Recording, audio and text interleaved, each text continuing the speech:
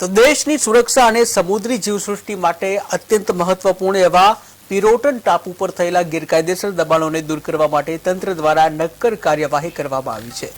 મુખ્યમંત્રી ભૂપેન્દ્ર પટેલના નેતૃત્વમાં રાજ્યમાં આ પ્રકારના ગેરકાયદેસર દબાણો પર ઝીરો ટોલરન્સ નીતિ અપનાવી છે।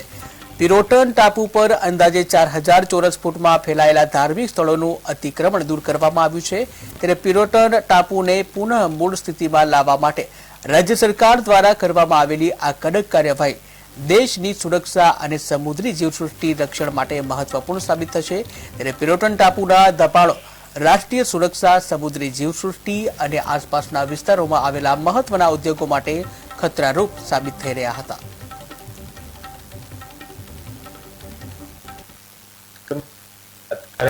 જે ગેરકાયદેસર દબાણ છે, આ ગેરકાયદેસર દબાણની જે ડ્રાઈવ ચાલી રહી છે, આ ડ્રાઈવના દરમિયાન કાલે આપણે ઐતિહાસિક મહત્વનો જે પિરોટન ટાપુ છે, આ ઉપર 2 દિવસથી જે ગેરકાયદેસર દબાણ છે આની કાર્યવાહી ચાલુ છે।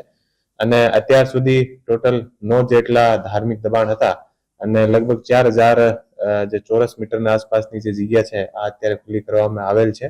અને આજે હું આપને કહી દઉં કે જે પિરોટન જે ટાપુ છે આપણા દેશ માટે બહુ ઇમ્પોર્ટન્ટ ટાપુ છે અને પિરોટન જે ટાપુને આસપાસ લગભગ 5 જેટલા આપણા એસપીએમ